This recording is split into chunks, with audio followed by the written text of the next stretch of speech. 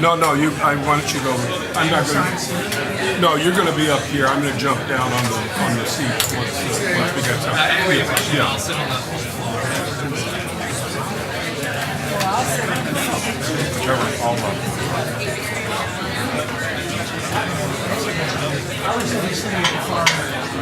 Sorry, we're going to have to take the flower and go back.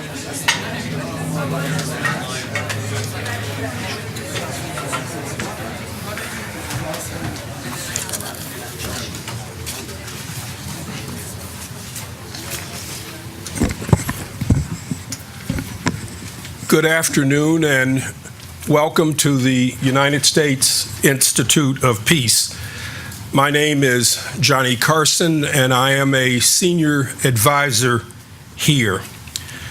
For those of you who are joining us for the first time, the U.S. Institute of Peace was established approximately 35 years ago by an act of Congress. It is a nonpartisan institution whose objectives are to prevent, mitigate, and resolve conflict. It acts as a think tank, a facilitator, and as an implementer in trying to carry out its global mission of promoting and advancing peace. Today's program is focused on Ethiopia and the very remarkable and extraordinary developments that have occurred in that country over the past 15 months. Since taking power in March of 2018, Prime Minister Abiy Ahmed has undertaken an unprecedented and largely unexpected number of domestic political and economic reforms. After over 25 years of increasing authoritarian rule under the EPDRF, the country's dominant political party, Prime Minister Abe has opened up the country's political space. He has lifted Ethiopia's state of emergency, freed hundreds, if not thousands, of political prisoners, expanded media freedoms, and allowed the opposition political parties and leaders to return home. He has also made sweeping changes in the upper levels of government, dismissing many of the country's hardline security and military leaders, appointing women to half of his cabinet, and also creating a ministry of peace. On the economic side, he has promised to accelerate economic reforms, privatize a number of state-owned companies and enterprises, and also to break up METIC, the large holding company that was run largely by the governing party. He has also sought to strengthen existing regional alliances and to improve relations with Ethiopia's long-standing enemies and adversaries. After meeting with President Isaias Afwerki in Asmara, President Abe has restored Ethiopia's diplomatic relations with Eritrea and has agreed to implement a long-stalled agreement between the two countries, ending their 1998 to 2000 border conflict. President Abiy's blitzkrieg of reforms have been widely noted by those in the human rights and the democracy communities. They've been widely praised by those in the international community as well. But concerns are now growing that the euphoria around Prime Minister Abiy's changes are both masking and unearthing deeper problems inside of Ethiopia. A growing number of observers are starting to ask whether Prime Minister Abiy is simply moving too fast and whether the reforms he has initiated are generating instability and security and hostility in Ethiopia's ethnically based federal system of governance. One of the most worrying of concerns is the resentment and resistance that is building up against him and his government in Tigray province, the home of Ethiopia's once all-powerful security chief, Gachacha Asfa. Although 3 arrest warrants have been issued for Gachacha, he remains free and at large in Tigray, where he is being shielded and protected by the regional federal authority. Ethnic tensions are also bubbling up in other parts of the country. Concern about the pace of change and reform has led 2 journalists to recently raise the specter that the political situation in Ethiopia could slowly deteriorate and that the country could experience the same type of ethnic, regional, and religious fragmentation that tore Yugoslavia apart 2.5 decades ago. As we assess where Ethiopia is going, it is sometimes useful to look back to where it has been. Today we have a great panel of 4 former American ambassadors and former colleagues and friends who are going to share their insights about their experiences as the U.S. ambassador in Ethiopia. My colleague, Ali Verji, will moderate this panel and will make more formal introductions of all of our colleagues here.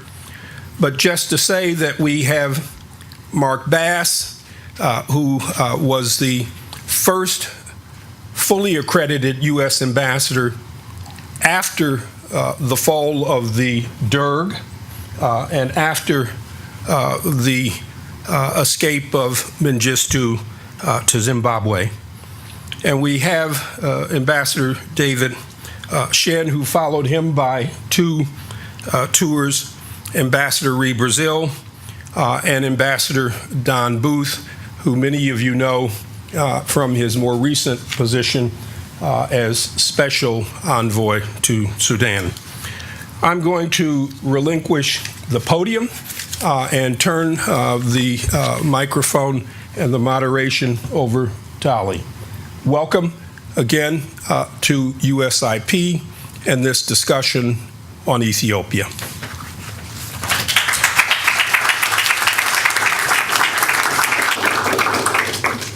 Well, thank you, Ambassador Johnny Carson, for those opening remarks and for setting the scene for what I hope will be a very exciting discussion today. Thank you all for coming to Nestelen. Welcome. And thank you very much to our panel for being so gracious to reflect on your experiences. So just to perhaps present you a bit more in depth for our audience's purpose, seated directly to my left, Ambassador David Shin, who was in Ethiopia from July 1996 to August 1999, and was also ambassador to Burkina Faso. Seated next to him, Ambassador Aurelia Brazil, who was U.S. ambassador to Ethiopia from November 2002 to September 2005, and also served as ambassador to the Federated States of Micronesia and to Kenya. And sitting next to her, Mark Bass, who we've heard already as the first accredited ambassador after the fall of the Derg, but was there also for a year before that as the permanent chargé d'affaires from 1991 to 92. Is that not right? My first year was as permanent chargé, right. But it was after the Derg. Right, yes, after the Derg, but before you were accredited as ambassador, yeah. And then Donald Booth, Ambassador Donald Booth, who was U.S. ambassador to Liberia and Zambia before going to Ethiopia, and then as Ambassador Carson has just said, served as a U.S. Special Envoy for Sudan and South Sudan before retiring from the department. Thank you all again for joining us today. Part of the purpose of this discussion, as Ambassador Carson has said, is to look back for a couple of reasons. Not only because going down memory lane is always an interesting thing to do, but because of the recurrence of so many of the themes that these ambassadors dealt with when they were posted in Addis, and that Ethiopia confronts today. And we will touch on some of those subjects: democratization, elections, political reforms of other kinds as well, the economy, the rapprochement with Eritrea. These themes have recurred, they've repeated themselves. We'll come back to some of them again. This is not to say that we are facing, or Ethiopia is facing, an exact replica of those circumstances, but it is instructive perhaps to see how they were dealt with in the past, and also how the United States dealt with Ethiopia in the past. And of course, there's a long and storied relationship between those two countries as well. So with that in mind, I think the first thing we would like to try and do also, given we have this experience of many years of service in many different countries across the world in this panel, is just to ask you, perhaps I can start with you, Ambassador Bass, being chronologically first, as well as alphabetically first. What do you wish you'd known about Ethiopia before you'd been posted there? I mean, partly it's important, I think, for us to understand we know this is a difficult and sometimes impenetrable country. What do you wish you'd known before you had gone out there? You ended up being there very soon, very quick after your last assignment, and so what are your reflections on that point?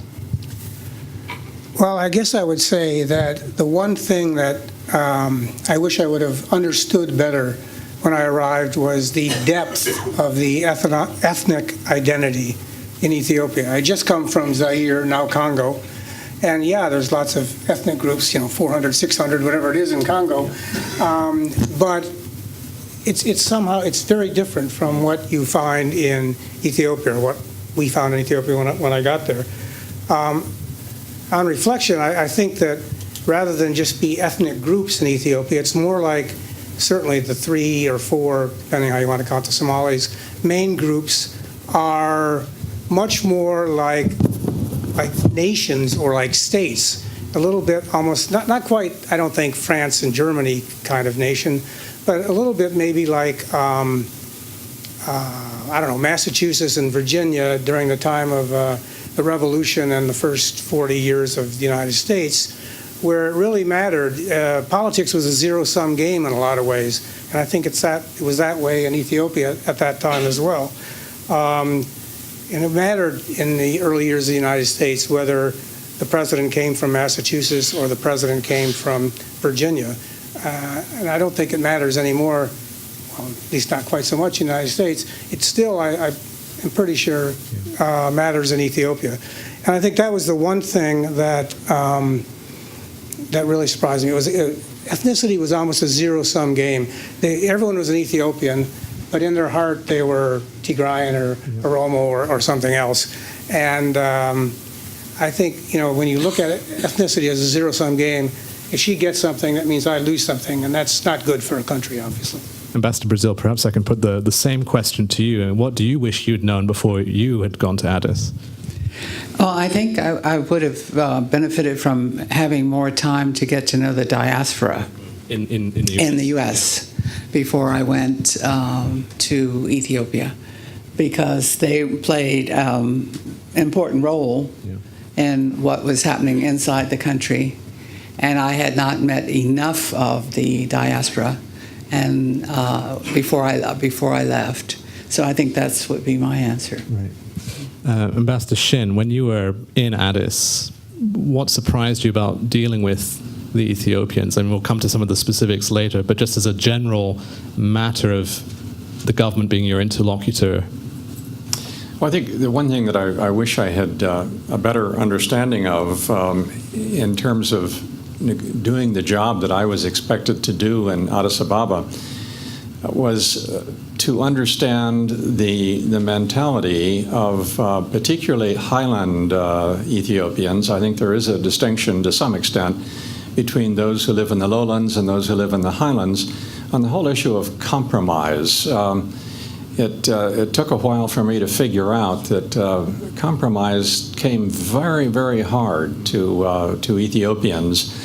I was there during the beginning of the Eritrean-Ethiopian War, and it became apparent very quickly that Highlanders on both sides of the border were not very anxious to compromise on any issue. And I think as Americans, where we do tend to be more willing to give and take on issues, we expect others to do the same. And when others don't do the same, we get very frustrated. Or perhaps we don't understand what's going on. After a while, I figured out that there just were going to be occasions when compromise was not going to happen, and you learn to live with it. But it was something I probably should have known earlier. Ambassador Booth, do you share that view that there's this difficulty with compromise? You were the ambassador most recently posted in Addis of our panel here. You were recently in Addis yourself. Do you think that's still the case today, what David Shin is saying? Well, I think the Ethiopians, if you look at it within the party structure of the EPRDF, which is a coalition of regional parties plus the allies, they do compromise. They have their Gemgema sessions. The party congresses go on for weeks, and it ultimately comes down to the EPRDF party congress. But once that decision is made, then policy, at least when I was there, was really locked in concrete. and there was no compromise beyond that. But within the party, they did find ways to compromise and overcome differences. And I think I agree that there's a very high degree of ethnic identity in Ethiopia, and that's really what Meles and his colleagues struggled with after they overthrew the Derg, which was how to try to govern a country and maintain stability so that they could achieve economic development. How to do that without the centrifugal forces of regionalism, ethnic identity pulling the country apart. You've just mentioned Meles Zenawi. Ambassador Johnny Carson in his remarks mentioned Abiy Ahmed, the current Prime Minister of Ethiopia. Once upon a time, Meles Zenawi was also a young, bright hope for the future. All of you dealt with him during your time in office. Ambassador Bass, perhaps I can ask you. You dealt with Meles in the early years, and Ambassador Shin also, the relatively early years of the EPRDF being in power. What do you take away from that experience in terms of dealing with both Meles, the person, the EPRDF as an institution? Is there anything that's relevant from that experience that you think is still pertinent today? Ambassador Bass? Well, I was there, as you say, I was there at a very kind of unusual time, and they had just arrived a month before I arrived, and so the EPRDF and Meles and everyone was finding their way as much as anyone else. And I think people forget what was going on in the country at the time. I mean, there was the former Derg army had been decommissioned, or whatever the appropriate term is, and were sort of wandering around trying to figure out what they were supposed to do. There were lots of refugees. There were lots of internally displaced. There was a huge humanitarian problem. There was a whole issue of the the National Transitional Conference, or whatever it was called, I forget now, to set up some kind of government. There was the issue that was formally unsettled, but actually settled, of Eritrea, and what was the relationship going to be between Eritrea and Ethiopia.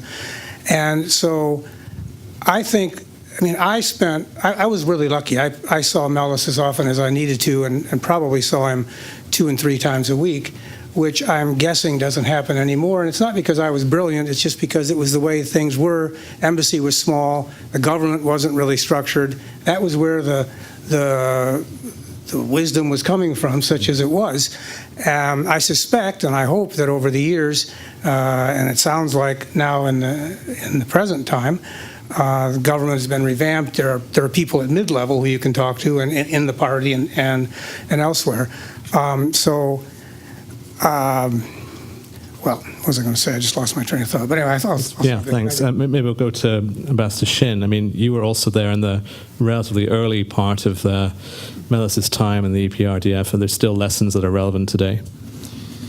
Well, that's difficult to say. Meles was a very unusual individual. The relationship that I had with Meles was I thought, a good one.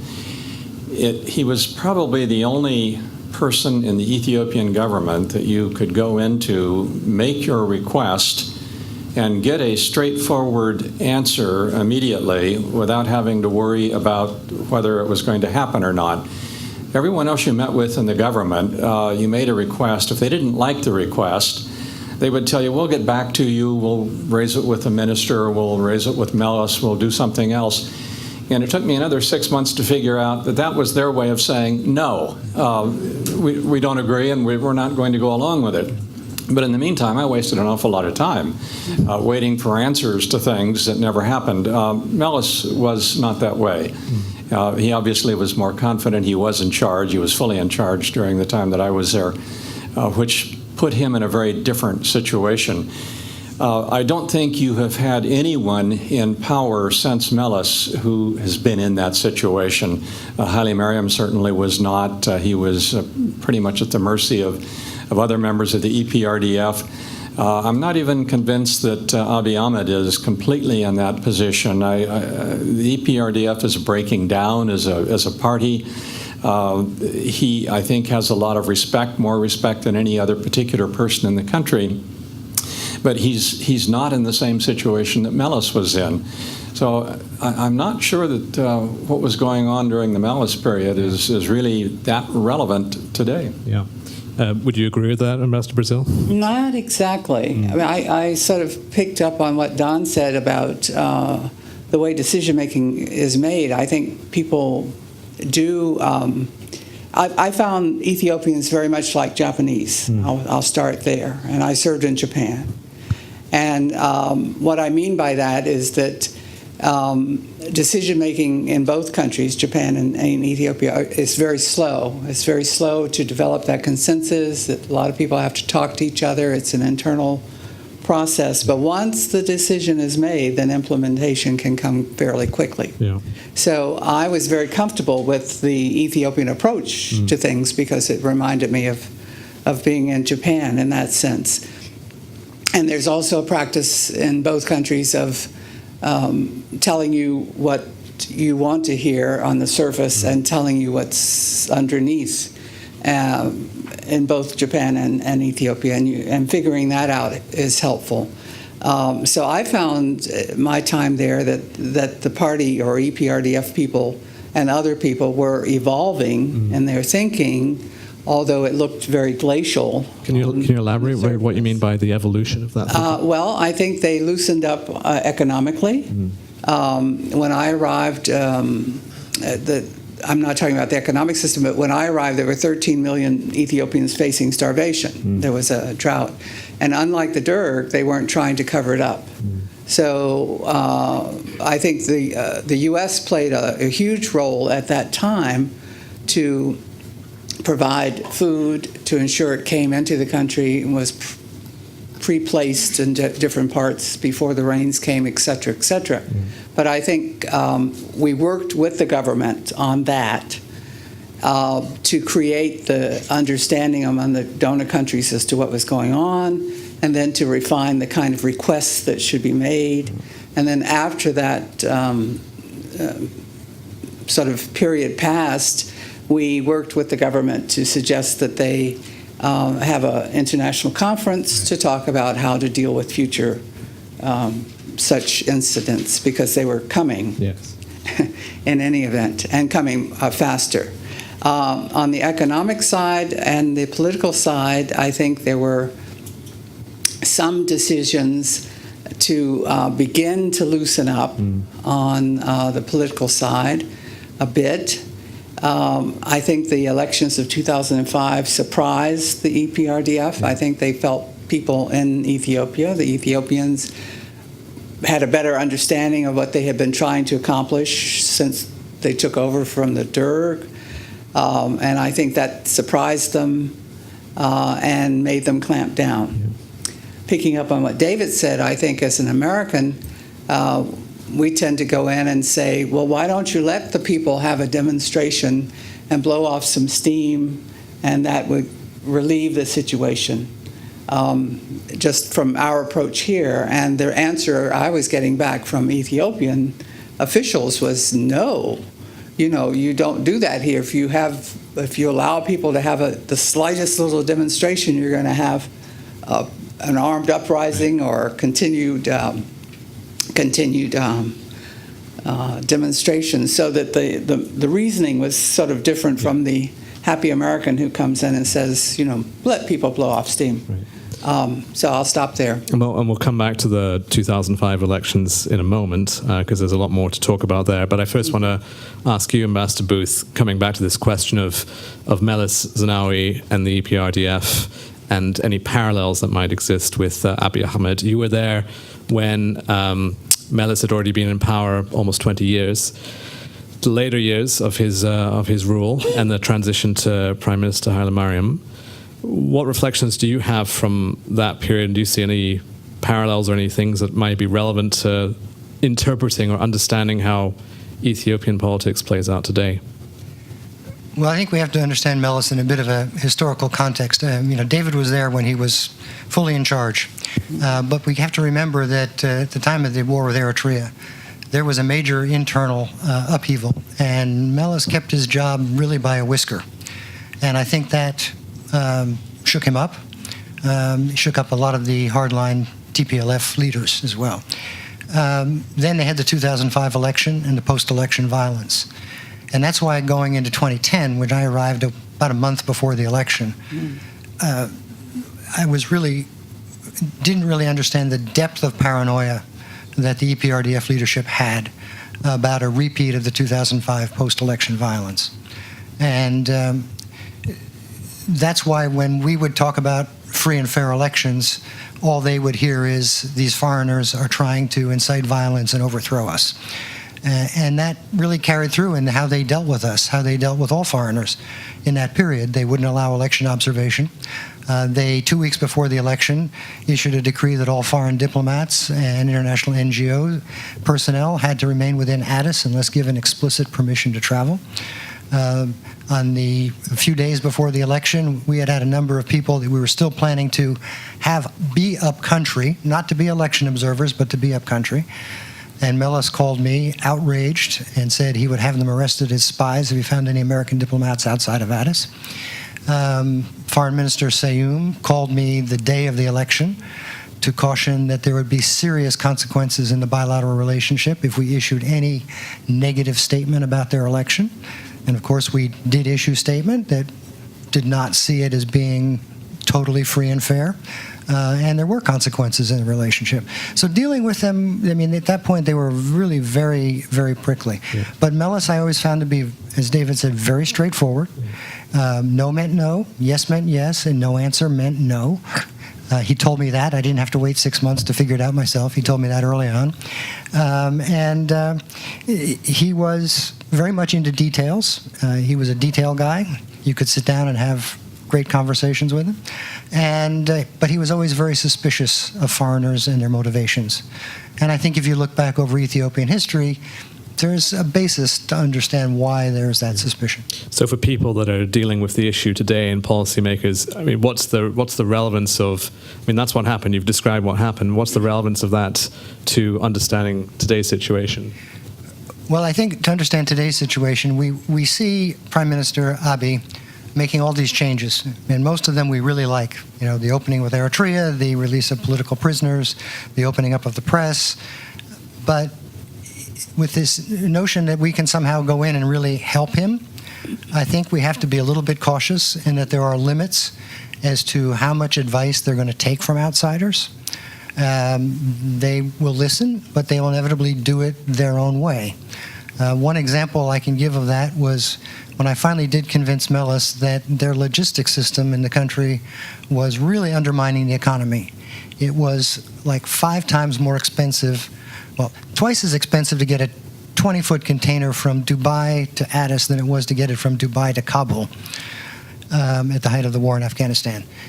So he indeed looked into that. He brought in some experts, and they looked at their logistics system, and their answer was, we're going to combine 3 inefficient state-owned enterprises into one giant state-owned enterprise, which became hugely inefficient and resulted in costs going up and backlogs coming from the port. So even when you can get them to agree with you there's a problem, then they may listen to you a little bit on the solution, but again, ultimately, I think they'll come up with a solution that's their own. Several of you have mentioned elections that you were either present for or preparing for, or when Ethiopia was preparing for it. I want to quote some of your earlier words from your very useful Association for Diplomatic Studies Oral Histories, which we have from Ambassador Shin, Brazil, and Bass. David Shin, you had said about the 1996 elections that the major issue was the democratization of the Ethiopian political system and where the government was taking the country on this question. So you were saying that about 1996. That easily could have been said or written today.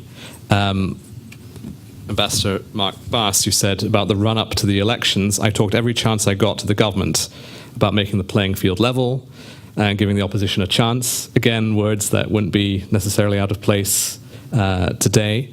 I'll come back to Ambassador Brazil and the 2005 elections in a moment, but I want to ask you both in terms of your views on the democratization process, and given what you've just said, Ambassador Booth, about taking advice or how receptive they are to it. the 2020 elections that are upcoming in Ethiopia are seen as a very important policy priority, both for Ethiopia and for Americans dealing with Ethiopia. What are the lessons from those earlier democratic processes, do you think? Ambassador Bass? Well, we actually didn't have an election. There actually wasn't an election when I was there, but just getting ready for the first one. The only election I actually had anything to do with was the Eritrean referendum, right. Which was a little bit. We were responsible for Eritrea at the time too. But the domestic elections were approaching. Yes, we were approaching. Yes, for sure. I mean, I think it's really about the process. I mean, it's obviously hard. Ethiopians have to do it themselves. They need to take ownership of the process. But I think we need to do all that we can to encourage them to make the process as open, as fair, as free as we can. This includes things like free press and an election board that that actually allows opposition to campaign, and trying to limit government use of, fertilizer to make sure that farmers vote for the right party, whatever the right party is. I think we have to really work on the process. I think if we go in there and say, this election must be fair and free, we're going to be disappointed. And it's not going to really help. I think it's not easy to have fair and free elections. We don't have, arguably, fair and free elections in the United States, a lot better than other places. So I think it's really important to work on the process, and I think we need, again, getting back to what Don said, you need to have the government on board, obviously, or you can't go out into the country, but I think we can use the whole international community.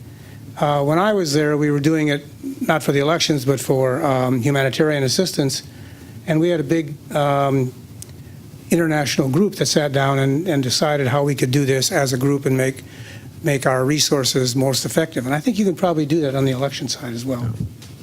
Ambassador Shin. I think it's important to understand that in more than 2,000 years of Ethiopian history, there's only been one election in the country that has ever approached what we would consider in Western liberal democracy as a free and fair election. And that was 2005, and that one was also very troubled. The opposition, some in the opposition claim they actually won the election. I'm not sure I agree with that, but anyway, that's their claim. I think the lesson from all of this is with this 2,000 plus years of history, even with a new leader who is certainly saying and doing a lot of the right things and moving the country towards what I would define as more of a Western liberal democracy, it's going to be very hard to overcome this background, and I think that's one of the things that Abiy Ahmed is encountering right now. How do you move forward with all of these good thoughts that he has when, one, you don't have a census yet in order to even base an election on in terms of dividing up the country electorally? I'm not totally convinced that it's going to make a lot of sense to have national elections in 2020. The country may not be ready to really do a decent election in 2020. On the other hand, if you keep postponing it, you keep frustrating people. So there's a lot of history that has to be taken into account yet. But in both of those answers, I think we've heard things that wouldn't be out of place if they were said today, having a free press, having focus on the process, recognizing that expectations have to be realistic.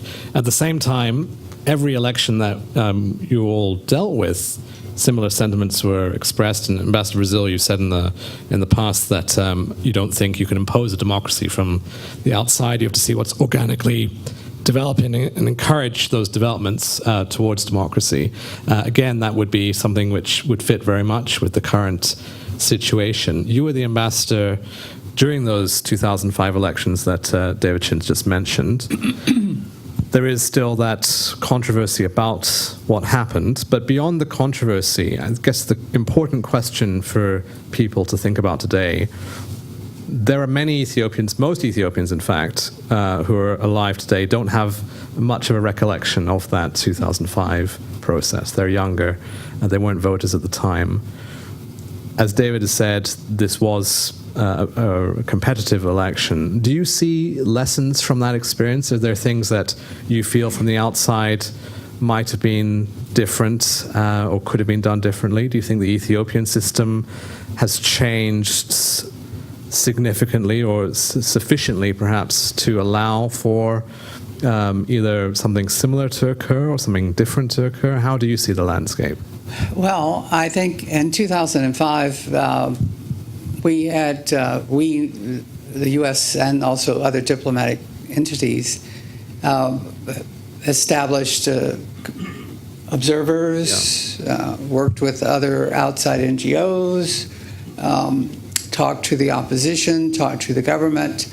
As I had said earlier, I think the government was very surprised by the outcome. Our message to the opposition was that, particularly for Addis, you've won, take the seat, take the position, sit in that seat that you won. The opposition didn't want to do that. The opposition had its strategy, as David said, to say they won everything, and the government said, of course, it won. So you had that standoff, but you had a much more open process. I would hope that Ethiopia can continue evolving that way. I'm not sure. I was there happily in Ethiopia at the 100th year anniversary of our diplomatic relations. We had them in 1903, and I was there in 2003. And I said publicly, privately, every chance I got, after 100 years, there is nothing that we cannot talk to each other about. And that included human rights, that included elections, that included every issue that we might have come up in our relationship, and we did that with everyone. And we did it publicly as well as privately. I think for the aftermath of the 2005 election, and I happened to be chair at that time of the ambassadors group of donor countries, I think we, by our public statements, which we drafted and got other donors to sign up on, I think we prevented much more violence and a breakdown of the system. That might be self-serving, I'm not sure, but we certainly were very much just concerned about the loss of life and a continuation of that. So we tried to dampen it down, and I think we did succeed in that. But we didn't damp down the arrests, the subsequent arrests and detentions and exiles and other things that happened after I left, but preceded the preparations for the next election, because the EPRDF decided it was not going to be that surprised again. Right. I don't know if they've evolved. I mean, as Mark said, 243 years of American history, we're still evolving. Certainly when the founding documents were written here, I was not included as a black person. I was not included as a woman. Right. It took us over 100 years to get to women, and black people still aren't included, as far as I'm concerned, sufficiently. So we're still evolving as a democracy, and Ethiopia has to organically water the little shoots of democracy that are coming up there in their own way. Yeah. In my view, we can't impose it from the outside. I've never been in favor of that. Ambassador Booth, you've already talked about the legacy as far as it affected your time of the 2005 elections. There was also, of course, an election after you left in 2015, and now we're looking toward 2020. I suppose one of the important differences between 2005, 10, 15 versus the upcoming one is the status of the EPRDF. That is different in some way. Maybe it's difficult for us to say exactly how it's different. But do you feel that given the change of the party and given what we said earlier about the importance of how the party and its chairman at the time was the interlocutor, was the person who could say this is how we're going to do things, what are the implications of that for both, let's say, broader democracy promotion goals that are shared by the United States and other like-minded countries, but also for Ethiopia itself? Well, after 2005, the lesson really learned was don't be surprised again. Yeah. And what they did was they really empowered the party. Now, my understanding really, at least when I was there, was that the leadership, Melis and company, really relied upon the party to govern the country. I can recall one meeting where Melis actually complained that he had inherited this imperial bureaucracy, which was so ossified and unresponsive and very risk-averse and not what he needed to really change the country. So there was this reliance on the party. And that's the structural problem that we saw play out in 2010 when they won all but 2 seats in the parliament, in 2015 when they won all the seats in the parliament. The problem is which local official, which Warada chief, Kabele chief, is going to lose their district when they have all the levers of power in their hand. And the answer is none of them are willing to. So going into 2020, I think you've got an interesting dynamic because as I understand it, in recent conversations that I've had with a number of Ethiopian interlocutors, that Abiy is basically, as you put it, I think earlier, allowing the EPRDF to atrophy. He's not using it as really the power tool. But he doesn't have much of a governmental basis to rely upon either. So this hammerlock on power that the EPRDF had through all of its local cadres and all the allied parties, if they go into an election in 2020, I think the dynamic could be very different. And so what I think really is needed is they need to figure out if they're not going to have that party lock going into the elections, how do you need to change election rules so that you might actually have a more equitable outcome, representative outcome of what people want? And they have to address that structural problem. And, you know, I understand there's consideration underway of rewriting the electoral law and all of that. I think that's going to be a very important area to try to engage with. Not that they're going to take our advice wholesale by any means, but it's a critical area to engage in. Could I jump in and say also for 2020 you'll have more people who are literate, more people, more social media access, and so that's a difference that didn't exist in 2005, certainly, for the election. And more people more generally. I mean, it's a bigger population. Yes, a bigger population, so that you have that dynamic as well in terms of what information people have and how they plan to vote and act on it. But given the... Can I just follow up on that point a minute?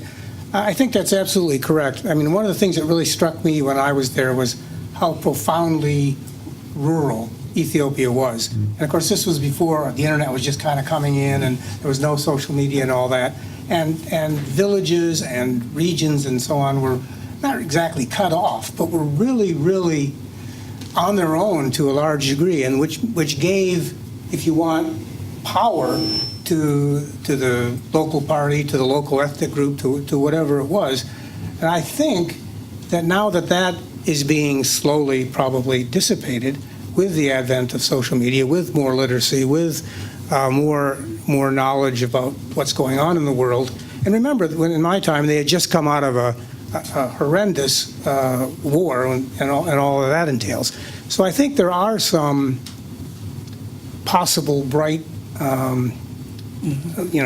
lights that might lead to a better outcome. I mean, I'm not trying to be Pollyannish about this. I think there's huge issues yet, but I think we're in a different Ethiopia than certainly when I was there.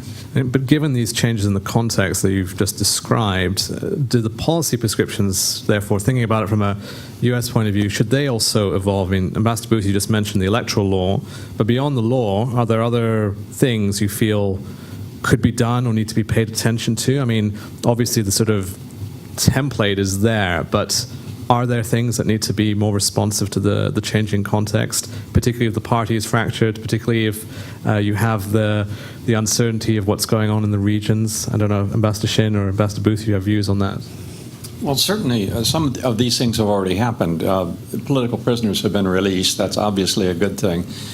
The media is opened up significantly. The government is in the process, they're not there yet, but they're in the process of making life somewhat easier for non-governmental organizations and civil society.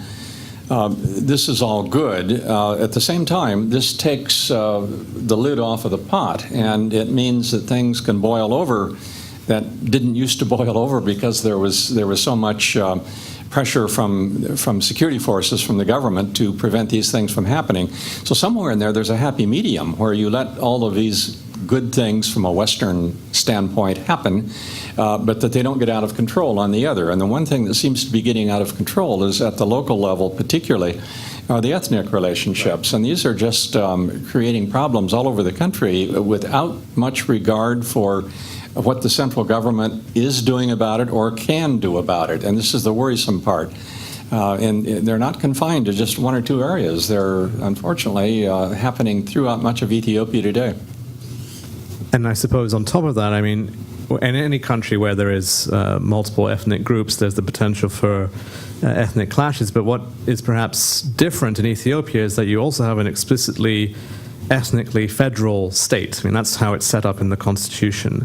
So the big question, and I'm glad you mentioned what you just did, Ambassador Shin and Ambassador Busk, thank you for bringing up the rural nature of this, because I think that also feeds into this. But the big question here is, in some respect, do you think ethnic federalism is sustainable? Is this still a model that can work? And how does that look then in terms of all of the other prescriptions or actions that may be necessary to pursue? I mean, it's a big question, but it's an important one for the country. Well, I think that's the fundamental question that Ethiopians need to address, because if they don't address the structure of their country, they can't have a successful election, they can't move the economy forward, security will continue to deteriorate. You already have 3% of the population who are internally displaced because of ethnic tensions, displacements. I personally think that a federal structure in a nation that has very different identities for its different components makes the most sense. Now, most opposition parties in Ethiopia, at least while I was there, their main complaint was this was a divide and rule tactic by the minority Tigrayans. If you keep everybody separate, then you can rule. Well, what's the alternative? I mean, if you look at the history of Ethiopia, it's a series of strong rulers at the center, usually from the Amhara region, but the highlands, who managed to cobble together a kingdom or an empire. And then maybe when the ruler is a bit weakened or there's a weak successor, you have rebellion from the periphery or attacks from the outside, and it all collapses. And then you need to wait for another strong leader to put Ethiopia back together again. This is a fundamental issue that I think Meles was grappling with.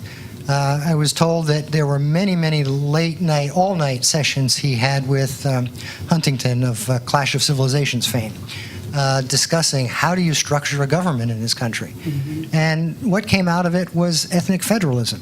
Now, I've had Ethiopians tell me, well, we should just have a normal federal structure like the United States does. And I say, well, how do you draw state boundaries? I mean, those have already been drawn by long history of ethnic groups. So, ethnic federalism is probably the least worst option in my mind for long-term stability in Ethiopia. Just if I could add one little historic point to that. I think that I think what you said is absolutely on the money.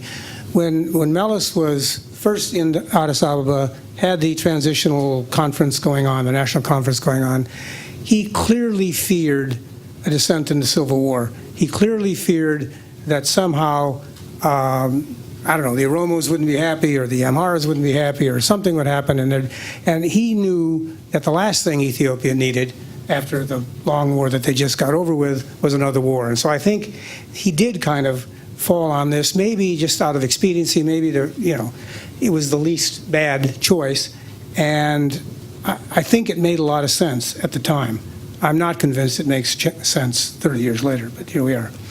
I might just add, I had a meeting with Meles after I had been ambassador. It was probably in 2006, maybe 2007, and I asked him specifically if he was convinced that ethnic federalism was the right policy for Ethiopia. And his response was kind of interesting, almost typical Meles. He said, look, Mr. Ambassador, we tried authoritarianism, we tried imperial rule, we tried communism under the Derg, we tried military rule, and none of them worked. So we've got to try this one now. And his final remark was, and I'm convinced it will work.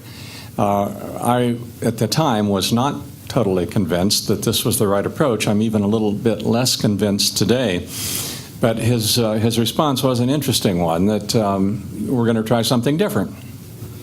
Well, I would speak up too. I think, to me, it was a very practical decision they had to make at the beginning of the process, because they did have armed groups around the country, and you're trying to knit people together.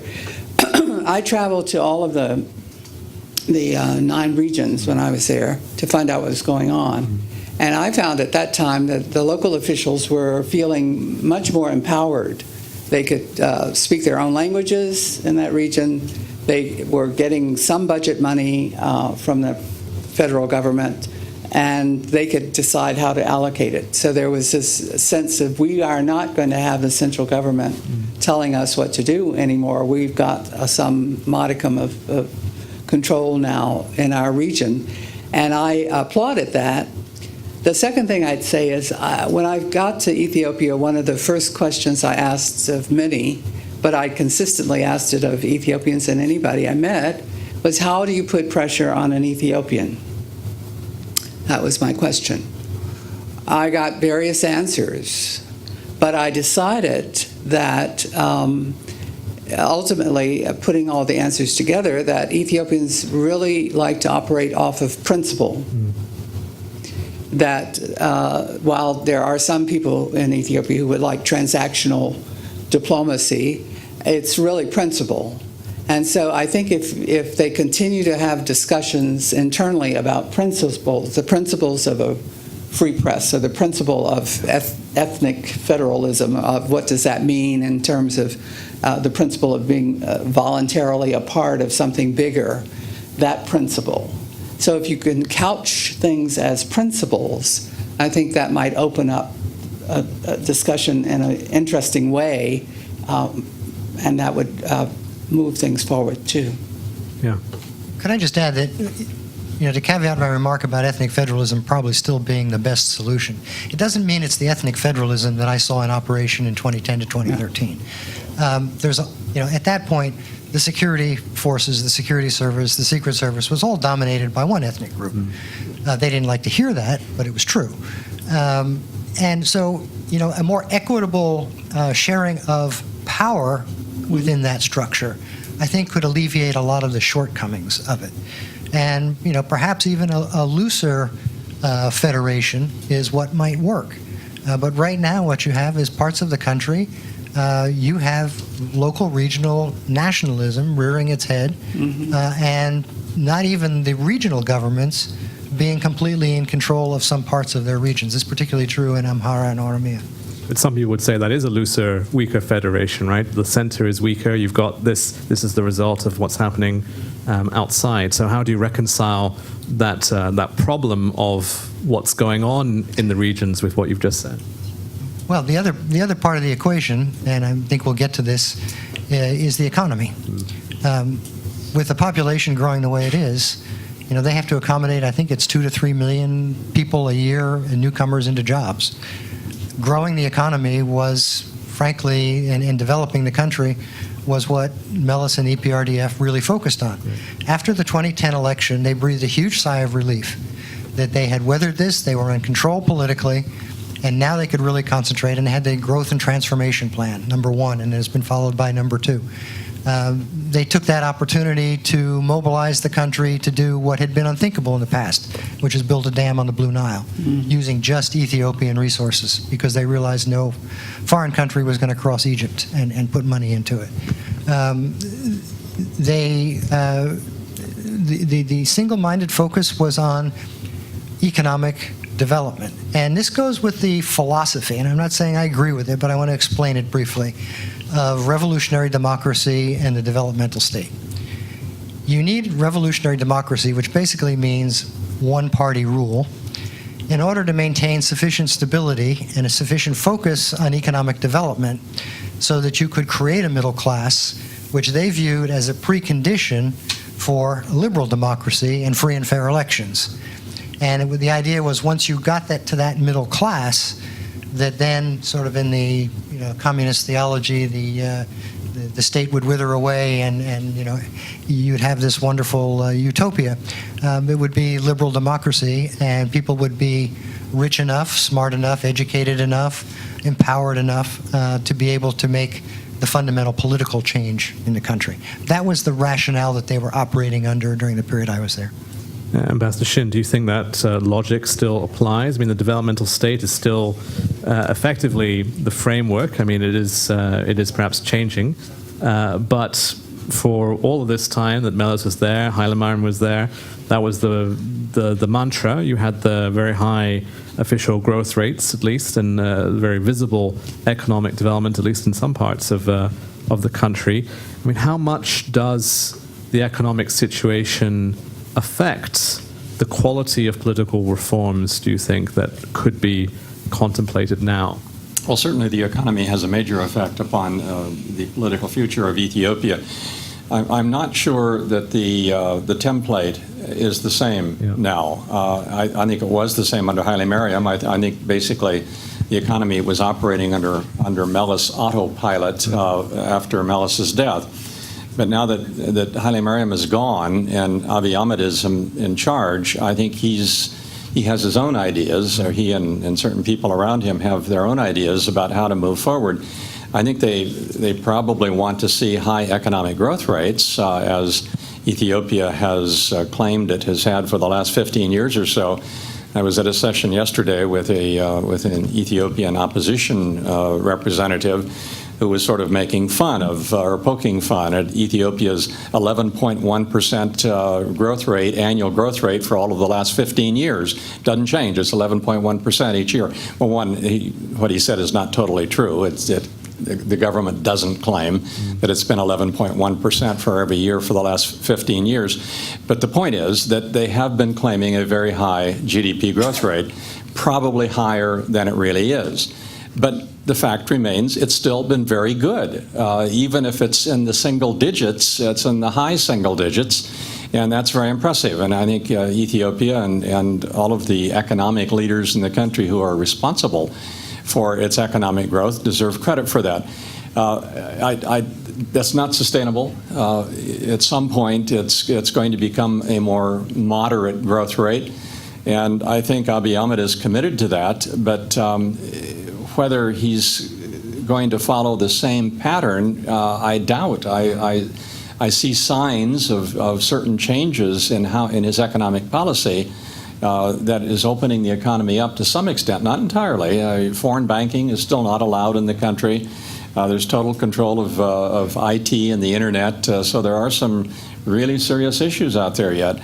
But I do see change coming, and the question is, can he keep it all together? And what's your answer to that? I mean, can it work? I mean, the rhetoric of change is there. It can. But I'm not saying it will. Right. Yeah. I don't know if you share that view, Ambassador Brazil. Well, I would throw out demographics as well. And demographics really is the future that's already happened, so that with 50% of the population below the age of 15, you know the kind of bulge you're going to have, you know the kind of jobs that you're going to have to create.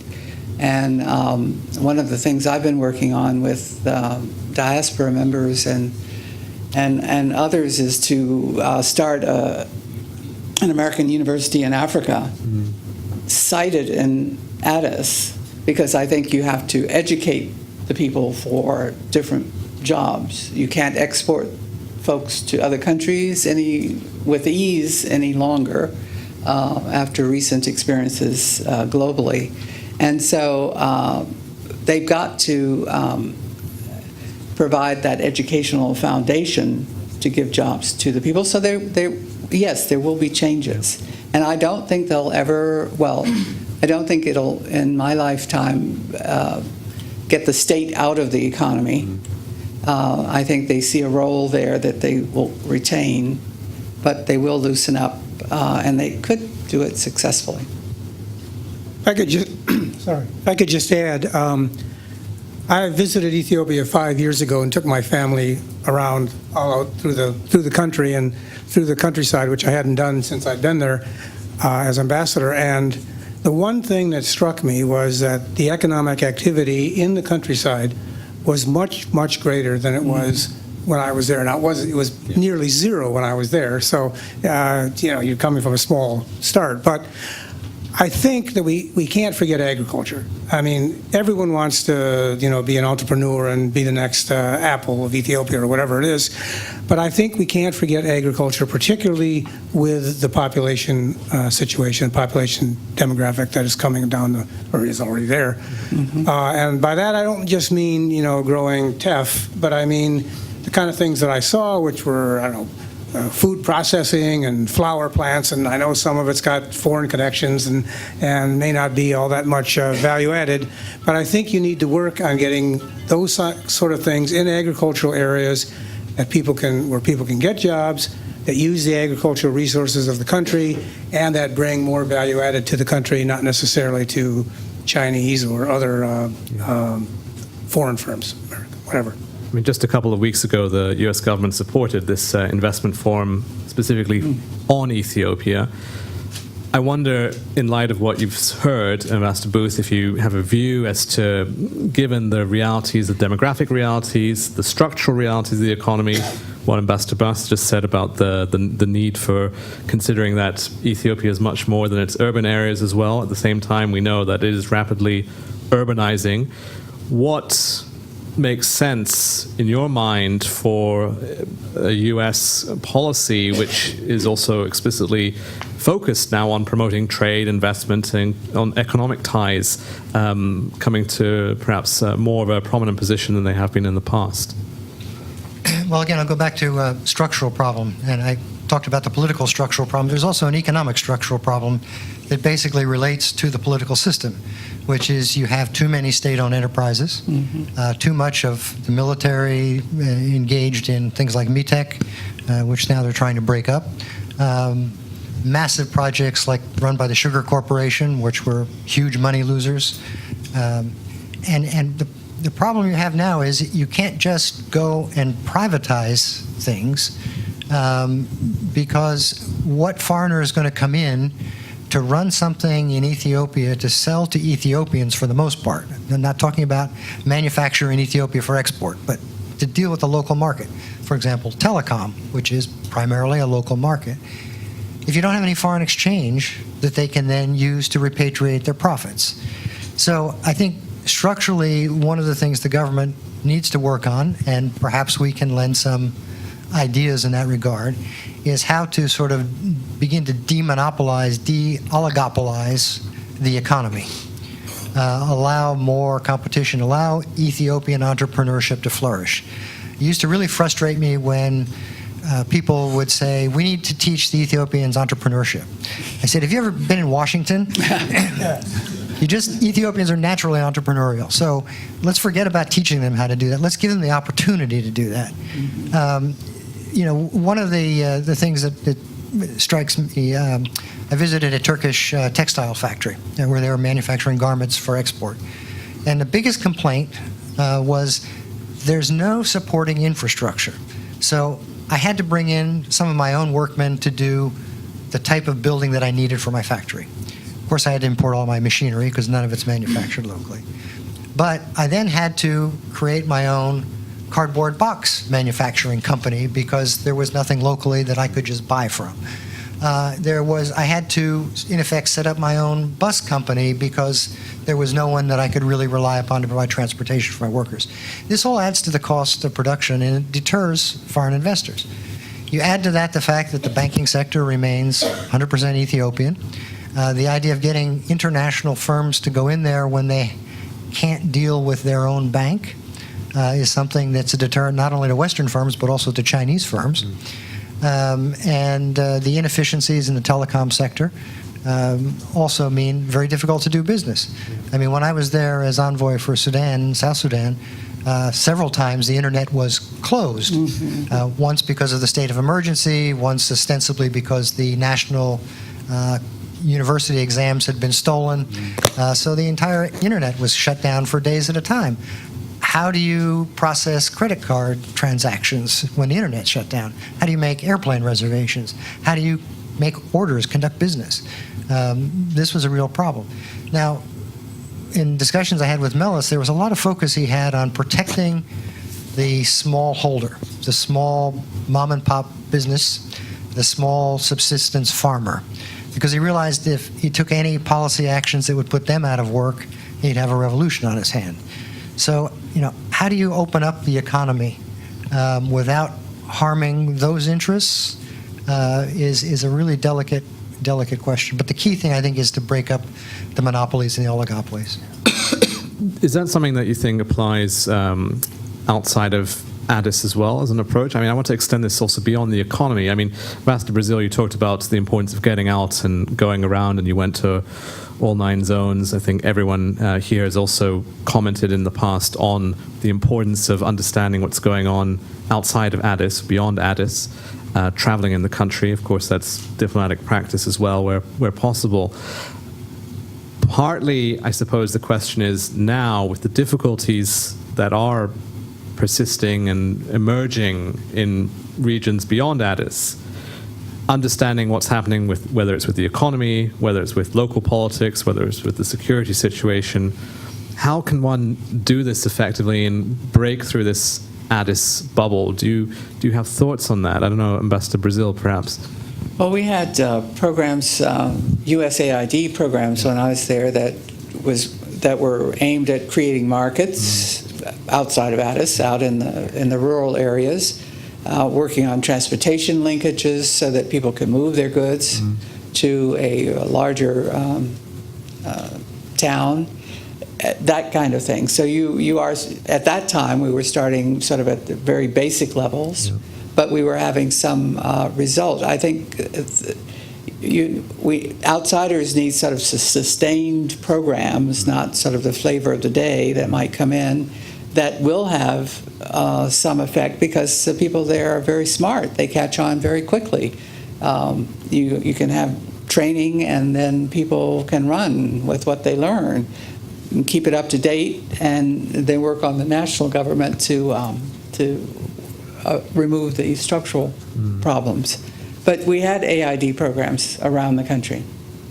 Ambassador Shin, what are your views on how to get beyond the Addis bubble and trying to understand what's going on, whether it's relevant to economic development or indeed other fields?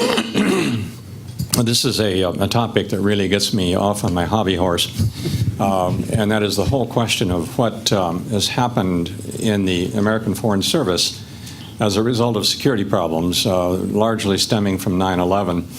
I finished my time in Ethiopia in 1999, so I was there during the attacks on the U.S. embassies in Nairobi and Dar es Salaam, which started to have a significant impact upon the ability of embassy personnel to get around countries in Africa.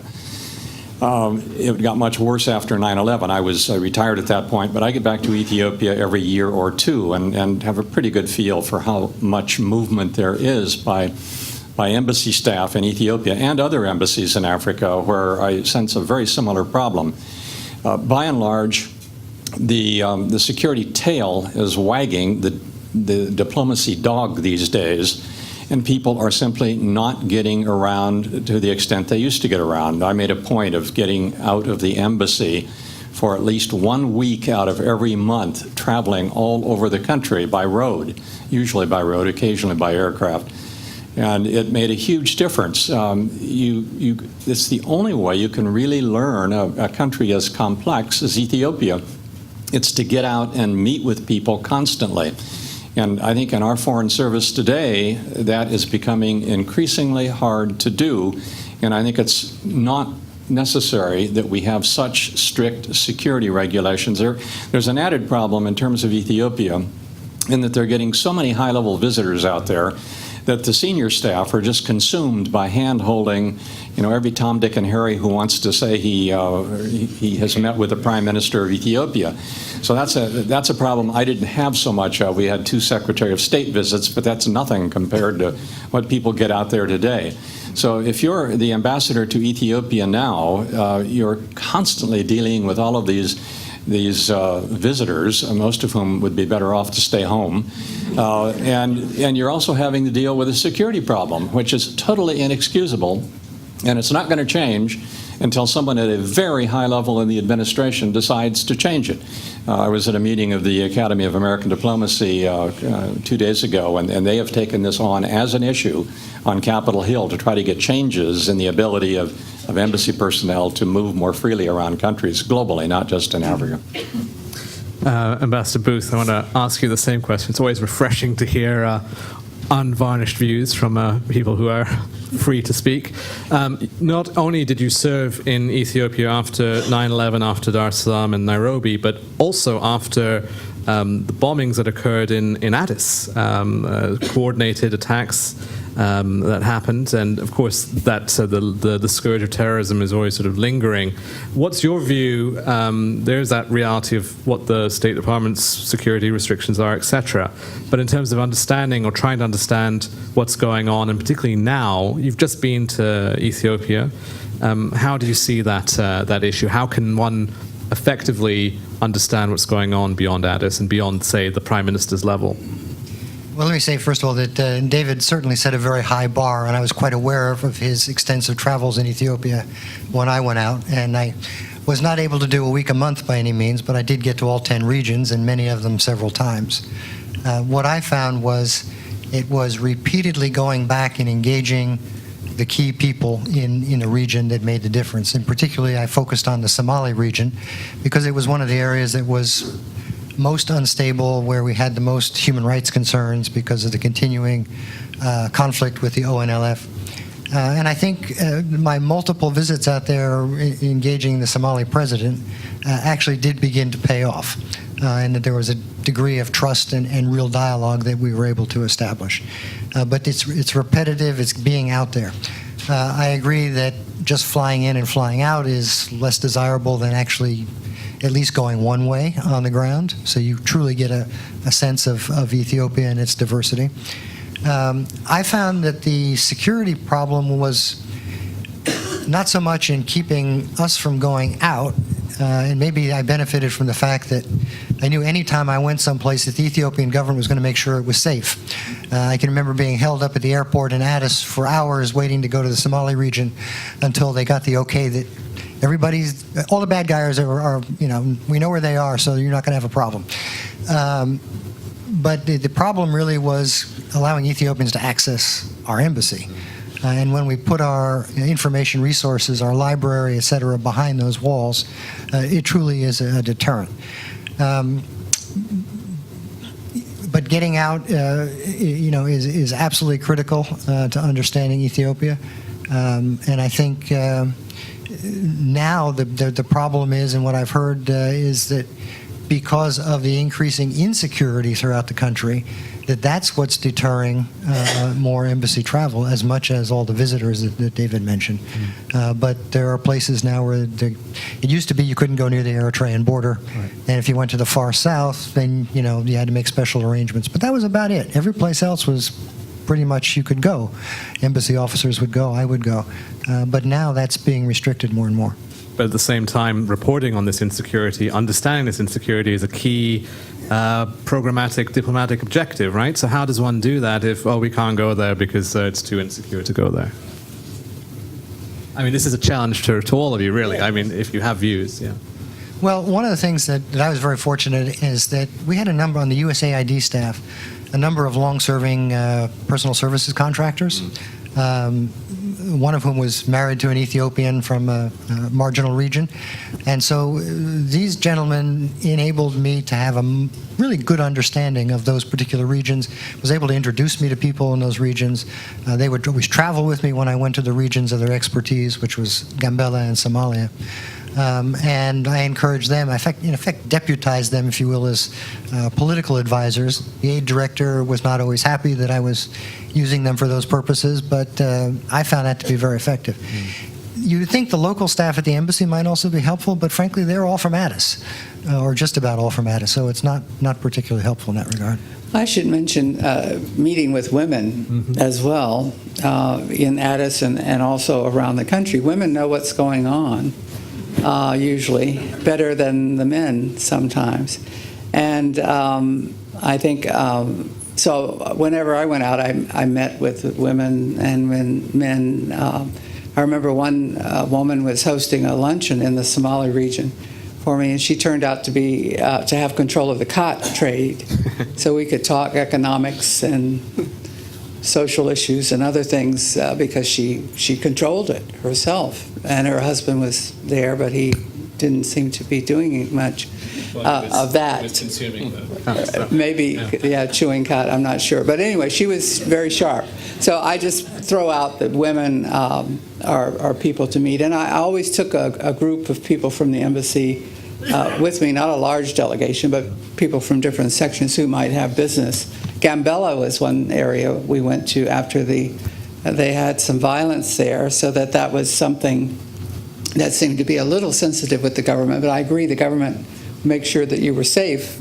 We were safe traveling around, but there I could talk to the people involved in all sides of the violence, as well as the women, to find out sort of what had happened and what might continue happening, and also cross-border from Sudan. Ambassador Buss, you wanted to add something to that? I just was going to sort of state the obvious, which has kind of been hinted at here by my three colleagues, but obviously it's great to get out. The best thing to do is for the embassy and embassy personnel and diplomats to talk directly to people in the regions. But if you can't do that because of security, because of overwhelming numbers of visitors from Washington, or whatever the problem is, the obvious resource is, as Ree mentioned, people like aid officers or NGO officers, or you can't maybe influence policy in the region, but at least you get the other part of it. You can find out what's going on in the region or regions, and I mean, it seems to me that that's a resource we shouldn't ignore. No. Can we turn to foreign relations for a moment, and specifically perhaps Eritrea? The rapprochement with Eritrea has been one of the perhaps most important achievements of Abiy's tenure so far. We have people here who were ambassadors before things went badly with Eritrea and after. I want to ask first David Chin and Mark Buss, both of you were there before the war with Eritrea. The relations in those years were not bad. They maybe weren't perfect between Addis and Asmara, but they were there. Afewerki, as Ambassador Carson has mentioned, still very much there at that time as well.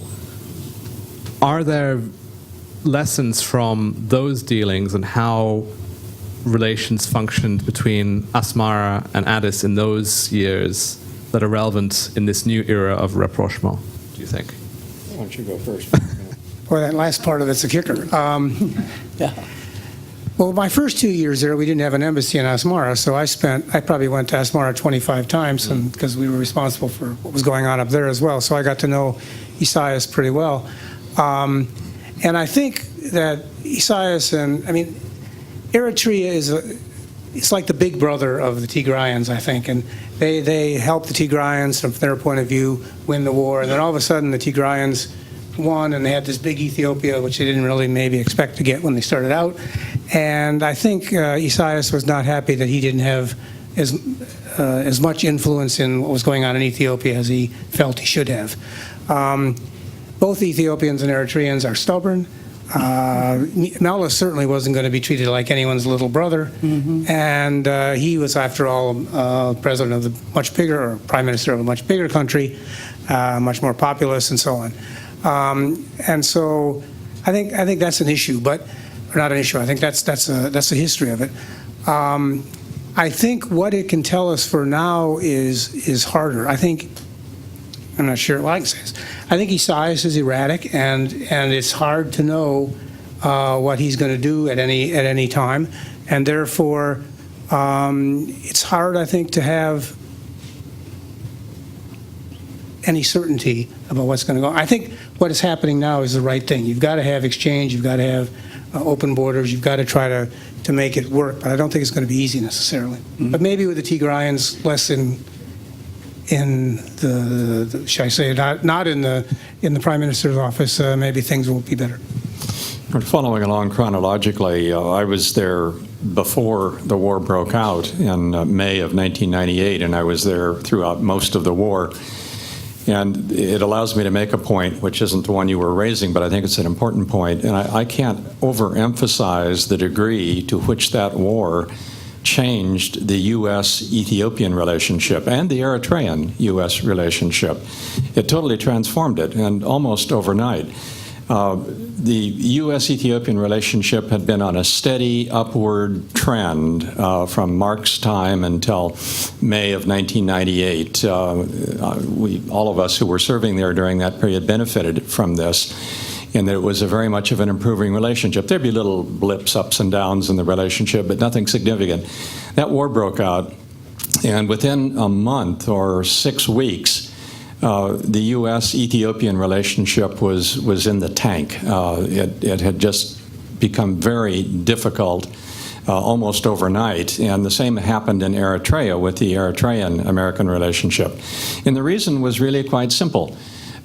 Each side, Nellis for his side and Isaias for his, felt that the United States was supporting the other side. It's this old business, if you're not 100% for me, you must be against me. And both Nellis and Isaias and the leadership elements of both countries felt that way. So immediately, I in Ethiopia and my counterpart in Eritrea had a horrible time trying to interact with our respective host governments. What that means in terms of the future, I don't know. Maybe it's irrelevant in terms of where we go from here, but it does underscore the importance of local and regional developments on the U.S. bilateral relationship with both of these countries, and it just absolutely overwhelmed the relationship. And we could say that the rapprochement today has probably helped the U.S.-Ethiopia relationship, yes. Right? We've seen that was a useful thing for building confidence here. So I will press you a little bit, David, in terms of going back to that pre-war period where relations were good, and now, again, between the two states, relations are good. How can that be sustained? I mean, how many people would say that the war that happened, in many respects, escalated much more rapidly and dramatically than had been foreseen, and of course we know it lasted for a long time thereafter, the Cold War between them. Are there lessons there? Well, first off, time does heal wounds, and the U.S. got beyond this. I don't know whether it took a year and a half, 2 years, but eventually the relationship was improved significantly. I'd left by this time. Other ambassadors had come in. There were other ups and downs, I know, during these subsequent years, but probably none quite as serious as the one caused by the Eritrean-Ethiopian War. What's interesting, and this may be a lesson for some of you, if we have any future ambassadors out here, when you run into a situation like this, it raises real issues as to what do you do with your time in a country when you know you've got another year or two to be assigned there, and you know the relationship is in the tank, largely because of an event you have no control over, and you can't do much about. And it was probably one of the smarter things that I did at the time. I decided to focus on trying to do something about HIV/AIDS in Ethiopia. Totally neutral political topic, one that desperately needed attention. USAID had resources. They could put money into the program. They had experts who were more than happy to come out and try to ameliorate the HIV/AIDS problem. Ethiopia was denying the problem. I mean, it was sort of something they just weren't seeing. And by working with a combination of the Ethiopian Orthodox Church, the president of Ethiopia, not the prime minister, and even the Muslim community and the evangelical communities in Ethiopia, we launched a really serious HIV/AIDS counter program. And it made all the difference in the world in terms of how I utilized my time and how the mission utilized its time. Without that, frankly, I would have been twiddling my thumbs out there for probably a year. Ambassadors Brazil and Booth, you both were there when relations between Addis and Asmara were not good. So I'd like to ask you both to offer any thoughts you have on anything that can be appreciated from those days, from that relationship. Is there anything that still relevant today, given how new the rapprochement is and how tenuous in some respects it might be for a number of reasons, whether in Tigray or whether in the mind of the president of Eritrea, etc. What do you see from that period that may be relevant? Well, I found on the border areas, the communities there knew who owned what land. The local community on the Ethiopian side would say, that pasture over there, that's Eritrea, and over here, this is ours. So the local community seemed to be not more knowledgeable, but able to try to adjust that artificial line that had been drawn by the commission that cut off pastures or cut off roads or made people have to cross two borders just to get to town, that kind of thing. Left to their own devices, I think that could have worked out. But I know that by the time I got there, the issue was still there. The Ethiopians were hoping the U.S. could do something about it. As Mark said, I think our suspicions of Isaias were such that we weren't convinced that anything could be worked out. But it didn't loom that large, except that we did send delegations there. We did go ourselves as embassy officers and others to talk to local people to find out the situation. And there had been a couple of skirmishes here and there as well. But things are relatively peaceful, and Addis, the government in Addis wasn't dwelling on it 100% of the time. They were more domestic issues. Well, I would say when I was there, it was a bit warmer. There were many instances where there were border incursions and retaliatory border incursions. At one point, or at least on two occasions that I can recall, I specifically went in and cautioned against things getting out of hand, making sure that there was no misunderstanding that the U.S. was giving a green light or even a yellow light to what might be done. It was a clear red light. There was very much a tit for tat. I can remember Mellis telling me once they killed 12 of our miners. The NDF went across the border and killed 12 of their soldiers, and then we withdrew because we'd done it eye for an eye. That was very tense. When Haile Mariam came in, he said something which was widely misinterpreted. He said, "I'm willing to talk with Isaias anytime, any place." And everybody thought, oh, this is the great opening. It was a lowering of the rhetoric without actually any change of the policy, which was, until you talk, we're not going to make any changes on the border. We're not going to respect the international arbitration. So Abiy comes along, and he's not seen as, he's seen as someone who is basically sent from Isaias's point of view, the hated Tigrayans off into exile. And so, yes, Isaias is much more open to this rapprochement with Abiy. But my understanding from my recent visit out there is that after the border being open for a few months, with tens of thousands of people crossing into Ethiopia, Isaias has decided to reclose that border. He can't let the whole gulag get emptied out. So what's left in it now for Ethiopia? Playing a bit of a devil's advocate, maybe Prime Minister Abiy got played on this. Isaias has gotten greater international recognition, receptivity out of it. What has Ethiopia gotten out of it? Ideally, what they'd want is access to the ports. But as my colleagues have said, Isaias is a very erratic character. Who's going to make the investments in roads or railroads and port development for somebody who may shut it down over any perceived slight? So I'm not quite sure what Ethiopia has gotten out of it. I agree it's a good development, anything that will reduce tensions, but I'm not sure that it's really solved the Ethiopia-Eritrea problem. Well, thanks to the panel for putting up with my questions, but you're not off the hook yet. We would like to give the audience a chance to also raise questions that you have, but only questions, please. So please, there are some mics both on the left and the right side of the room. Please tell us who you are, please ask a question, and please be concise. Thank you. So the gentleman here in the front, and then the lady here. Thank you for holding this, Jordy Hannum, UN Foundation. I feel a little sheepish saying this. I'm one of the visitors who was just there, so I apologize. But I was there last week, actually, with a UNHCR delegation, and we took 8 congressional staff. And my question is, we all kind of agree that the next 12 to 18 months is critical. And we met with U.S. Embassy, USAID, and they all acknowledge that the U.S. could be doing more. And I'm particularly interested from you all, what kind of specific ways could the U.S. help in terms of the next 12 to 18 months? Dollars, election observers, what are the tangible things the U.S. can be doing in this critical time before the election? Right, thank you. The lady here. Marina Ottaway with the Wilson Center. I'd like to take you all back to the issue of ethnic federalism and the elections coming up and democracy.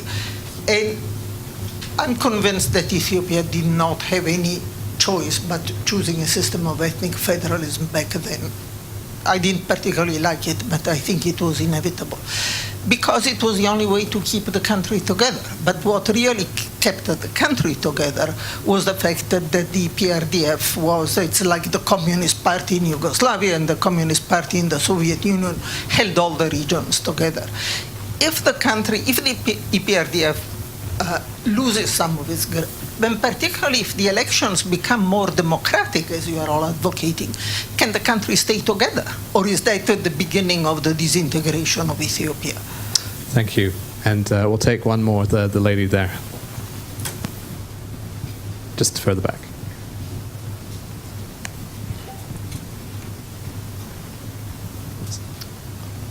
My name is Brahanu Mengistu, faculty member at ODU. I thank all of you for serving my mother country, especially the 2 ambassadors, Sheen and Brazil. I have had the opportunity to visit, and I thank you. One thing I heard that I like is the privatization idea is a bad idea because for those of us who did a careful study, it was a means to transfer wealth of the nation to private hands, the first one. I think we will repeat it. The question I have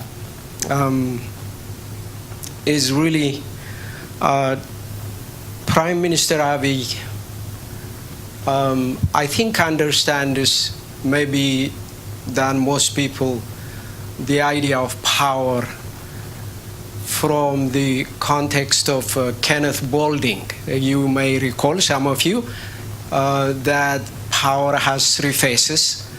The first one is power threat. The second one, power is really exchange, kind of the way Madame Brazil talked about transactional, which already is proven that between Eritrea and Ethiopia, we don't have much to do transactions, so we are stuck. And the third one, which I believe he really believes sincerely, is Kenneth Boulding called it love, but I think respect, win-win, I think would be a good idea.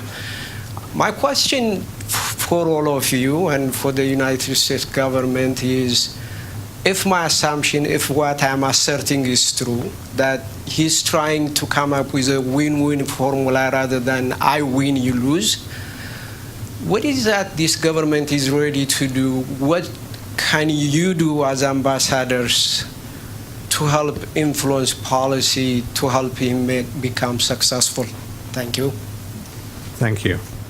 So let's take that first round, and then we'll come back to the audience again. Perhaps we can start with the question of the next 12 to 18 months. I mean, this is, of course, the question that we're always asking. We stayed away from it until now for this reason, so we could set the foundation. But maybe, David Chin, if I could ask you to respond to that. What do you think should happen in the next 12 to 18 months? Yeah, this is obviously a real challenge for Abiy, Prime Minister Abiy, and the people around him. In terms of what the United States might do, and trying to keep it realistic, I mean, let's face it, we're dealing with a policy towards Africa where there's not an enormous amount of interest in Washington. So one can pontificate about all the kind of stuff we should be doing, but I'm not sure it's worth my pontificating. So what's realistic? Because it isn't going to happen. There are things that can be done with the limited resources that we seem to be, we seem to still have. And that is essentially supporting those kinds of institutions, both financially and with just plain exhortatory and moral support, such as keeping the press as free and as open as possible, hoping that it will also be a responsible press. Sometimes the press is not always responsible, but hope springs eternal. Working with the Electoral Commission in Ethiopia, and I gather all kinds of foreign countries have offered to support the Electoral Commission, and to ensure that you have a commission that when you do have elections, and as I said earlier, I'm not committed to the fact that you have to have it in 2020. It may have to be postponed. But keeping the Electoral Commission as honest and as open and as unbiased as can possibly be done, moving forward as quickly as possible with the census. It's just awfully hard to do a really valid election without an up-to-date census. The last one was 2007. It's hopelessly out of date. And how do you even determine sort of where your voting power is in the country? Encouraging the support of Ethiopian, particularly civil society organizations. Now, I think all of these things Abiy is interested in doing and willing to do, and I think the U.S. can be helpful in this regard in concert with partners, mainly the European Union. But these are still relatively small contributions to the problem. In the final analysis, it's got to be an Ethiopian fix. Right.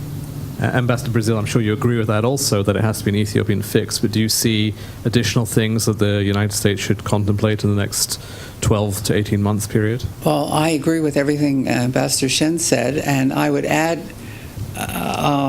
something to do with the diaspora. The diaspora has a huge influence in Ethiopia because there are families there, and they can influence. And money. And money, for sure. And since the Prime Minister sort of reconciled with the diaspora, I think there's an opportunity there. Exactly what, I'm not sure, because it has to be Ethiopian-made, not American-made. But I think there's opportunity and money there that could influence preparations and openness to in the electoral process. Ambassador Barson-Booth, perhaps I can ask you to respond to this question about ethnic federalism, and is the country facing a collapse if it isn't organized in that way? It's Marina Ottaway's question here.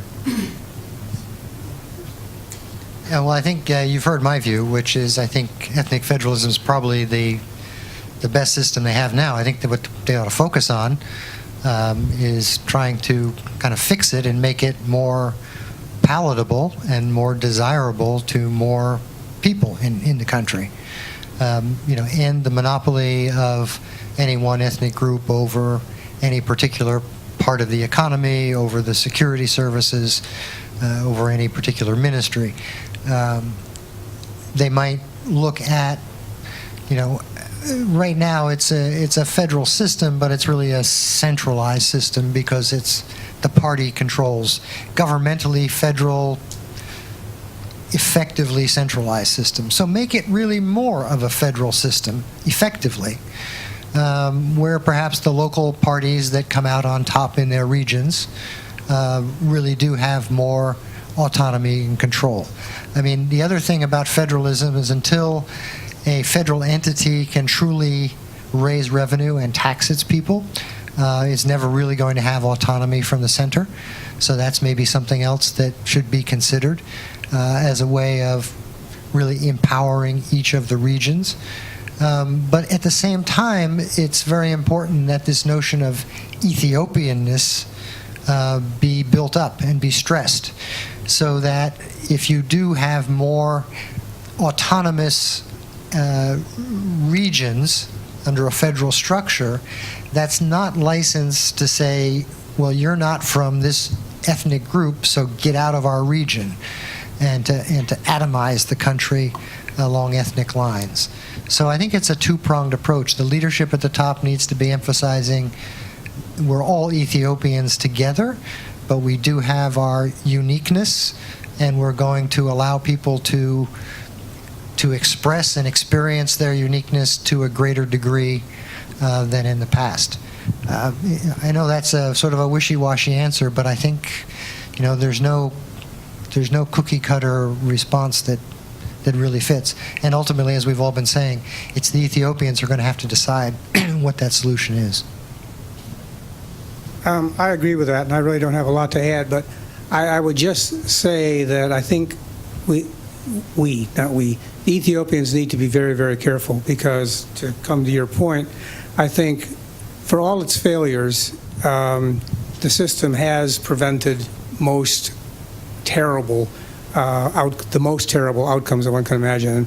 And I think it's not bad for the international community to stress that, okay, we understand this isn't perfect, we understand there ought to be changes, and so on and so forth, but let's not sort of rush into some other system that leads to Oromo is fighting Amharas, and who are fighting Tigrayans, who are fighting, whomever else, because that's not good for Ethiopia, and it's certainly not good for the international community either. Would anyone like to respond to the professor's question about your own personal roles moving forward, or shall we go to take another round? Feel free if anyone has anything they'd like to add to that. We're all has-beens. Exactly. We might have muscle memory, but we don't have any current role. All right, thanks. Ali, can I just do two fingers on the first question? Yes. Which is what the U.S. can do. Okay. I think one of the critical things is don't let hubris take hold. Let's be modest and realistic and not overpromise what we can do to help. Yeah. Thanks for that helpful reminder. Let's take a few more questions. So we have the man in the back there.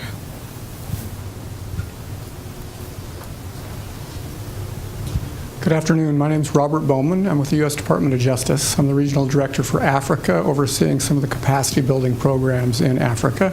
Had the pleasure of living in Addis 2006-2008. My wife worked at PACT, the USAID-funded program for democracy and governance. Had the opportunity since then to be overseeing some of the programs in Ethiopia, and just went back in December to do an assessment tour to see what the USG should be providing. Quickly, I'll say Ambassador Rayner and his team has done a fabulous job trying to get the USG to turn its attention in a more directed fashion and with more resources. My question is, specifically, going back to the question asked earlier, what we can be doing, based upon your historical knowledge and your knowledge about what's going on in Ethiopia now, what is it within the justice sector that you would suggest should be, what institutions and what priorities should be addressed? That's certainly the question that we were asked in the assessment. One very quick observation that goes back to how this panel started on this Ethiopia being on a knife edge. One thing that was struck me during the assessment and going around and meeting the leadership of all the various ministries was how young the people were that were now in place, supposedly in the leadership of running these institutions. And you compare that to the opposition, the spoilers, with their years of running things. I found that very surprising or concerning. But anyway, back to the question is really about justice sector. Yes. and what your focus would be, knowing what you know. Thank you for the free advice to the DOJ. So, okay, we'll have the gentleman here. Yeah. Thank you. My name is Jerry Jones. I'm happily retired. I'm curious if during your individual tenures, in your interface with Ethiopian authorities, did you find the annual State Department's Human Rights Report and Voice of America to be of no consequence, to be harmful, to be helpful, or what was or maybe it never came up? Thank you. There's a gentleman right in the back there. There's one in the front. Thank you very much. My name is Gutu Wayesa. I'm affiliated with University of Helsinki in Finland and American University in DC. My question is, as we think of framing the problems to look for the way to help, we need to frame it rightly. And I need to raise a concern about the ongoing displacement attributed entirely to ethnic conflicts. Would it be fair to mention it as entirely caused by ethnic differences and describe it as ethnic conflicts? This has broad implications, and I would like to see your reflection, because I see a complex set of causes actually driving the current state of affairs. And the same goes into the way we understand the implications of ethnic federalism. Did it fail entirely? Did it work in some ways? Did it fail where it failed because it is organized in that way, or did it fail because it was not implemented in the way it should have been implemented in the first place? In the absence of entirely fair shared rule and fair self-rule, in the absence of democracy, how did we expect to work it better than this? Right, thank you. Thank you for your question. And we'll take one more. There's the lady right there. Hi, I'm Julia Stewart. I'm an intern at the Africa Society. I was just wondering, I feel like I got a well-rounded number of statements about how the U.S. feels about what's going on in Ethiopia right now.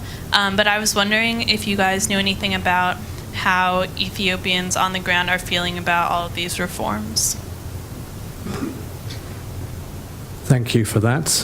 So we have the question about justice. What could be done in the justice sector? Any thoughts? Yeah, I'd like to comment on that. We actually had, during my time in Ethiopia, a very active program funded by USAID to try to develop the judicial sector of Ethiopia. I thought it was one of our better programs. I probably misjudged that to some extent, because I'm not sure I fully understood the degree to which the judicial sector was a tool of the executive branch in Ethiopia at the time. In other words, we were training judges, we were training prosecutors. I thought this was all great stuff. And these were young people, up-and-comers, and hopefully they're now in a position where they actually can be independent judges and prosecutors under the Abiy Ahmed government. But unfortunately, during the time that I was there, it never really was able to break out of the control of the executive branch and become a truly independent judiciary. And the program ended, I don't know, a couple of years after I left, I believe. I know it came to a halt at some point in time. But it was a good program, and it's probably the kind of program that ought to be looked at right now to see if this isn't the time to revive this sort of program so that you can have a more independent judiciary. Do you want? Can you carry on with the Voice of America? Yeah, good point. For your time, in sort of a good way, the day that the annual human rights report came out was always one of the worst days of my life in Ethiopia. Because you could be assured that I was going to get called in by either Melis or somebody else and hammered for what the hell are you allowing to happen now? I mean, you're criticizing us, it's all wrong, et cetera, et cetera, et cetera. But this was one way that we could get the word out, and it would not necessarily be attributed to me individually as the person getting the word out. But those reports were done very carefully. They were done in concert with the embassy. The embassy didn't always agree with 100% of what was in them, but they were negotiated reports between Washington and Addis Ababa, as they are with other posts around the world. And they're very important reports, and governments, I think, do read them, do pay attention to them. They do serve a purpose, and I was always in favor of them, in spite of the fact that it made some very difficult days for me, at least one day out of the year, a couple days out of the year.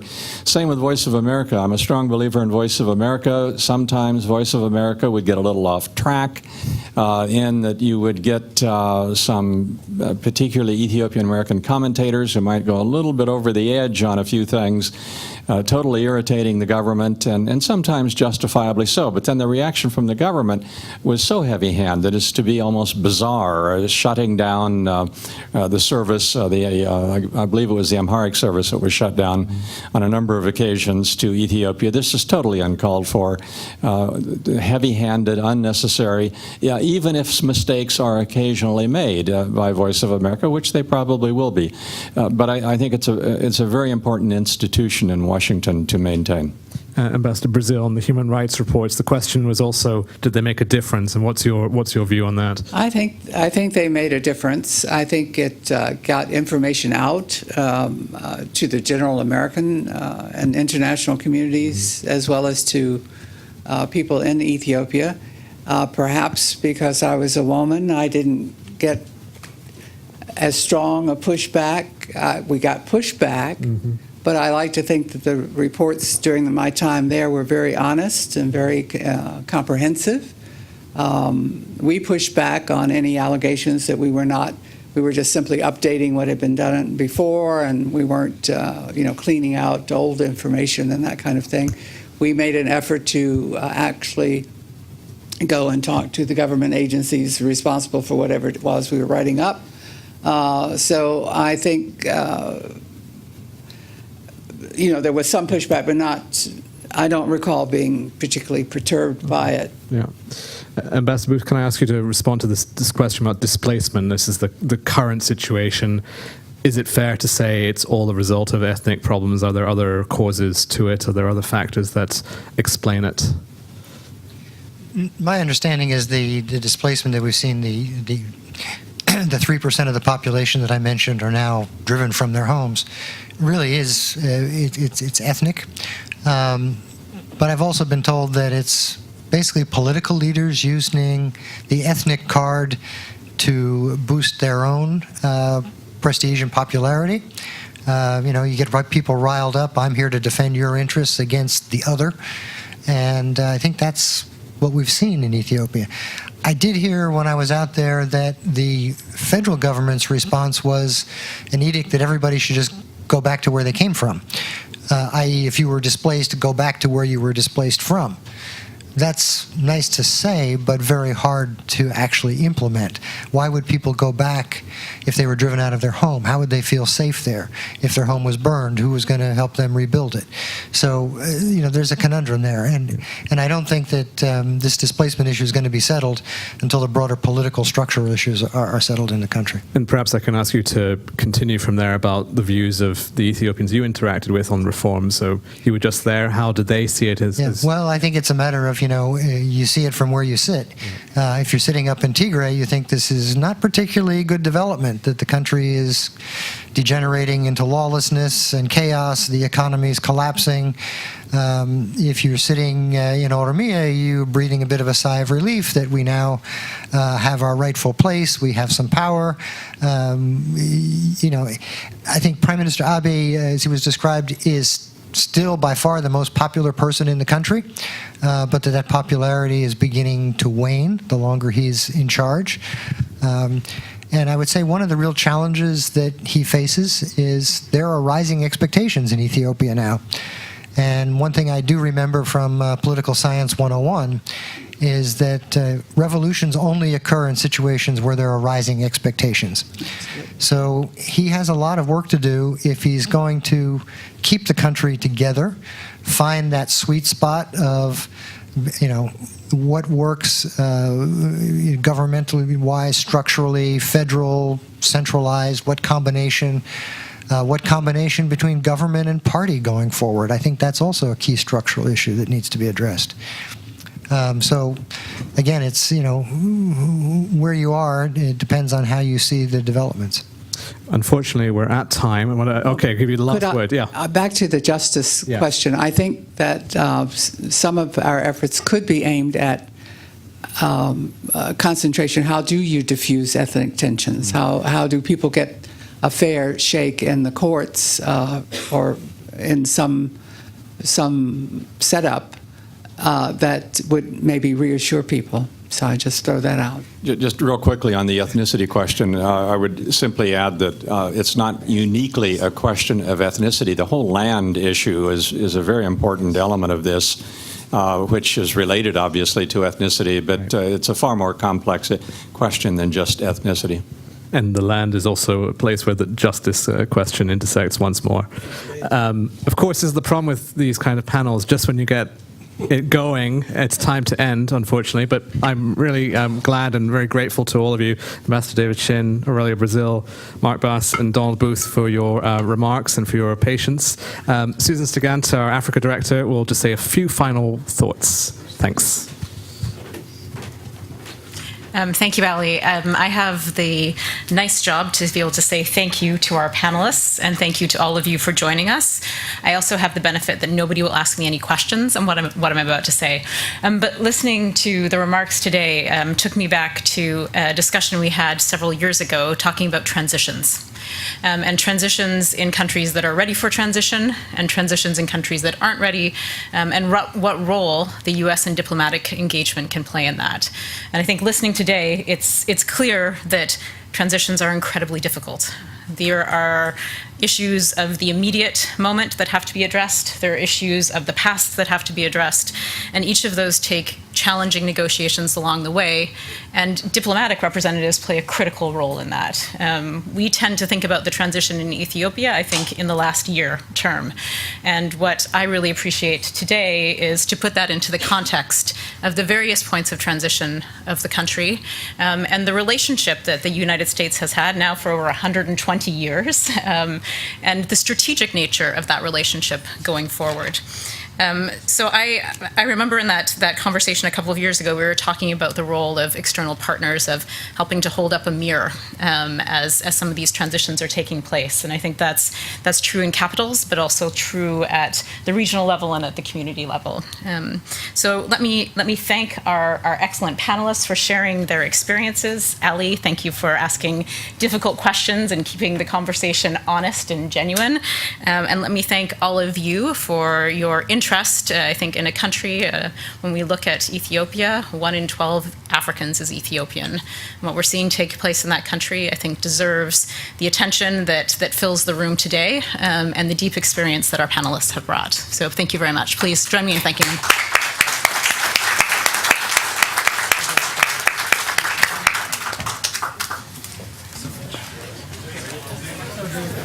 Thank you.